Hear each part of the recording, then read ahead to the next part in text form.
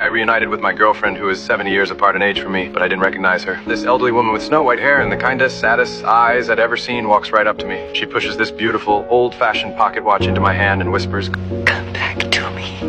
I stood there in a daze watching her leave. I didn't know her, but watching her leave, I felt this weird sense of loss, a strange sadness I couldn't explain. Flash forward 8 years. During a trip, I caught sight of that grand hotel by accident. Something was just pulling me in, so I pulled over and checked in. Little did I know this was the very place that old woman had called home. I was just wandering around when I walked into this little muside in the hotel, and that's when I saw her. A photograph of the most beautiful woman I'd ever laid eyes on. Her name was Elise McKenna, an actress from the early 20th century. I was completely captivated. It was more than just thinking she was pretty, it was this deep soul, feeling that I already knew her. I had to know more. I went to the library, digging for any scrap of information about Elise I could find. That's when my world tilted on its axis. I found a picture of an elderly Elise, and my heart stopped. It was a woman from my graduation party. The one who gave the watch hit me like a ton of bricks. This was no coincidence. Her strange words, the watch, this incredible pull I felt toward her, and this hotel, it all meant something. Fueled by a million questions, I tracked down someone who used to know her. Inside her old home, I found a book about time travel, written by my old college professor of all people. And then, a music box that played a melody I knew instantly it was my favorite piece of music. Everything was connected to me. I went to see my professor, my mind racing. He told me his theories that it was possible, through a kind of self-hypnosis, to will yourself into the past. I was going back. I bought a suit from 1912, found some currency from the era, and laid down on the bed in my hotel room, repeating the time and place over and over again. I closed my eyes, focused with every fiber of my being, and drifted off. When I woke up, worked. I couldn't believe it, but I was there. It was 1912. The air felt different, the sounds, the sights, it was all real. I found her by the lake, just as beautiful as in the photograph. My heart was pounding out of my chest, just completely on fire.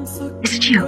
Yes. But before I could explain, her manager, a real piece of work named Robinson, came and pulled her away. He couldn't keep us apart, though. I found her that night at a dance, and we shared a dance that felt more real than anything in my life. She was hesitant at first. I was a total stranger, after all, but she felt it too. This strange, unexplainable sense of comfort and familiarity. We spent the next days falling deeper in love. We went boating, we walked through the town, and I told her everything. It felt like we had known each other forever, but Robinson was always there, trying to pull us apart. One night, he had his guys jump me and lock me in the stables, then told Elise I'd left for good. But she didn't believe him. The next day, after I managed to break free, I found out her acting troupe had left. My heart sank. But then I saw her. She was waiting for me. She told me she knew I wouldn't leave her, that she'd stay, even if it meant giving up her career. We ran into each other's arms, finally together. But you know what they say about things that seem too good to be true. As we were in the room, blissfully happy, my hand went into my pocket and I felt it. A coin. I pulled it out and my blood ran cold. It was the date of 1979. In that instant, everything 79, everything started to blur. I couldn't speak. My body felt like it was being ripped apart. I slowly vanished before Lisa's eyes. The next thing I knew, I was back in my hotel room, back in my own time. I was destroyed. I tried everything to go back. I lay on the bed for hours, for days, repeating the words, but nothing worked. Connection was broken. The failure, the absolute despair, it crushed me. With all I had Lise, my life had no meaning. I stayed in that hotel, wasting away. The days blurred together. My health failed, but the pain of missing her never faded, only grew stronger. And then in my final moments, as the world grew dim, I saw her. She was there reaching for me. In the next life,